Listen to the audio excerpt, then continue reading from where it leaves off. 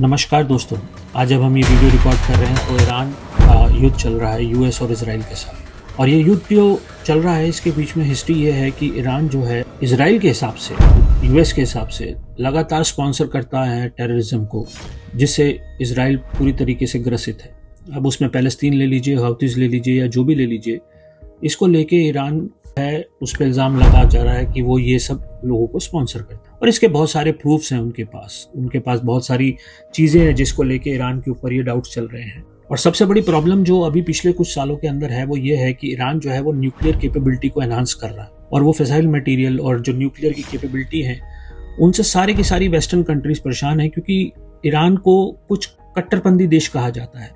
लेकिन उन रीजंस की वजह से ईरान के ऊपर एक ये बहुत बड़ी एलिगेशंस हैं कि वो इन न्यूक्लियर कैपेबल होने के बाद दुनिया के लिए बहुत डेंजरस हो जाएगा। और इसको ख़त्म करने के लिए जो है वो यूएस और इजराइल अपना एक कैंपेन चलाते हैं, और उसके अंदर उनको किया जाता है कि आप एक न्यूक्लियर नॉन प्रोलिफरेशन या आप एक तरह से अपने न्यूक्लियर सपने को छोड़ दीजिए। और ईरान ये कहता है कि नहीं भाई, हमने तो न्यूक्लियर जो है वो एनर्जी के लिए हमें तैयार करना है, या हमें दूसरे सोर्सेज के लिए हम बम नहीं बनाना चाहते ना, बम से हमें कोई लेना देना नहीं है। ठीक है, वो उनकी अपनी सोच है। और इस चक्कर में जो है यूएस और इजराइल जो है ईरान को हमेशा पेलने को लगे रहते हैं कि भैया सुधर जा, नहीं तो पेल देंगे। अभी 2025 के अंदर जून 13 के अंदर जब बातें बढ़ गई तो इजराइल ने एक मेजर एरियल रेड की उनके ऊपर, जिसके अंदर लगभग उन्होंने बहुत अच्छा नुकसान उनको किया। और इसके रिटेलिएशन में कोई ईरान चुप नहीं बैठा, उसने उसी 13 जून को 300 मिसाइल और ड्रोन लॉन्च कर दिए इजराइल के अंदर, और अच्छा खासा उन्होंने नुकसान पहुंचाने की कोशिश की। आफ्टर दैट एक लगातार नेगोशिएशन का दौर चलता रहा, और इस नेगोशिएशन के दौर के अंदर यूएस ने उसको नेगोशिएट किया। और हाल फिलहाल ये जो नेगोशिएशन था इसको ओमान मीडिएट कर रहा था, और इस मीडिएशन के बीच के अंदर कुछ ऐसी बातें हुई जिसके अंदर ट्रंप, इजराइल, नेतन्याहू, ये सब लोगों ने इस तरीके से उनको समझाया, वो नहीं माने। और यहाँ पे समझने वाली बात यह है कि ट्रंप ने लगातार सिग्नल दिए ईरान।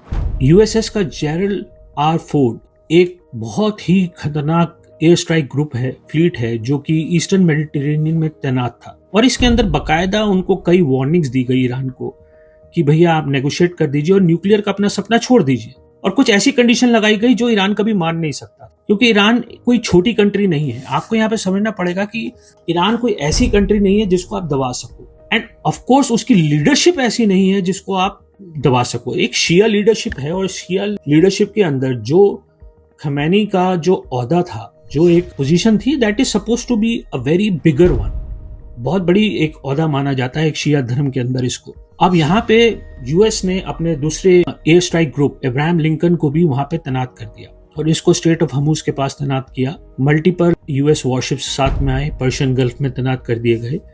और इस नेगोशिएशन के बीच में यूएस और इजराइल ने मिलकर दावा बोल दिया। यूएस ने इसका नाम दिया ऑपरेशन एपिक फ्यूरी, और इजराइल ने इसका नाम दिया लायंस रॉर। इस दौरान इसके अंदर यूएस ने अपने B-2 स्टेल्थ बॉम्बर से 2000 पाउंड बॉम्ब गिराए। 500 के करीब एयर स्ट्राइक्स इजरायली एयरफोर्स ने की, और इसके अंदर उनके सुप्रीम लीडर खमेनाई की मौत हो गई, और इसके साथ उनकी फैमिली के कई मेंबर्स मारे गए।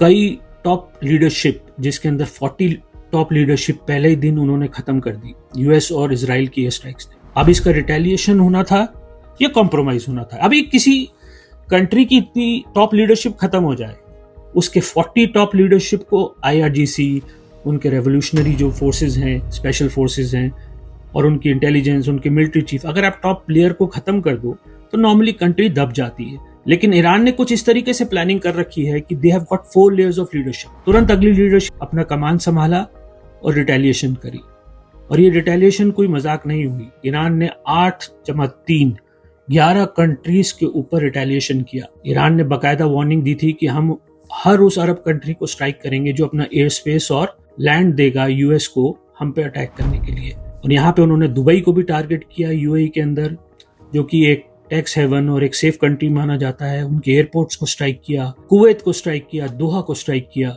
उन्होंने बहरेन को स्ट्राइक किया, उन्होंने आप समझिए हर किसी के एयरपोर्ट्स तक को स्ट्राइक किया, और उन्होंने बहुत काफी नुकसान पहुंचाया। बाकायदा उन्होंने बैलिस्टिक मिसाइल्स फेंकी, हाइपरसोनिक मिसाइल फेंकी, और उससे नुकसान पहुंचाया। यहाँ इजराइल ने बाकायदा फर्स्ट डे ऑफ वॉर में क्लियर बोल दिया था कि कोई भी वीडियो जो है बना के सोशल मीडिया पे नहीं डालेगा। और कमाल की बात यह, आपको इजराइल की इस बात की तारीफ करनी पड़ेगी इजरायलियों की, कि वहां पे एक ऐसी देश के अंदर यूनिटी है कि अगर कभी युद्ध होता है या कोई ऐसी परिस्थिति होती है तो ऑपोजिशन, देश का एक एक नागरिक, वो सब सारे कंट्री के साथ खड़े हो जाते हैं। और कोई वीडियो बाहर नहीं आया, जो भी आया थोड़ा बहुत, वो क्या डैमेजेस हुए क्या नहीं हुए। अब देखिए हिंदुस्तान में क्या होता है, हिंदुस्तान में जब भी कोई लड़ाई होती है, मोदी जी ने कोई ऑर्डर किया या कोई हमारी फोर्सेस ने की, तो अपोजिशन 1 मिनट में खड़े होकर बोलती है कि एविडेंस दो, सबूत दो, बताओ भाई कैसे हुआ, क्या किया आपने, कौन से प्लेन गिराए, आप झूठ बोल रहे हो, हमारे प्लेन ज्यादा गिरे।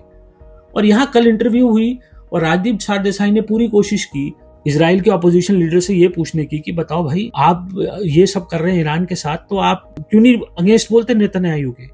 तो अपोजिशन का जो लीडर है वो क्या बोलता है कि हम अपने देश के साथ हैं भैया, हम नेतन्याहू के साथ हैं, जो कर रहे हैं सही कर रहे हैं। और पूरी कोशिश के बावजूद भी एक भी लफ्ज वो अपने डिफेंस फोर्सेस के या अपने लीडर के अगेंस्ट नहीं बोले, देश के पीएम के against. That is what opposition is all about, opposition party is all about, that is about the unity of the country. वापस मुद्दे पे आते हैं। अब ईरान के पास इस वक्त कोई बार्गेनिंग चिप बचा है तो वो स्टेट ऑफ हर्मुज है।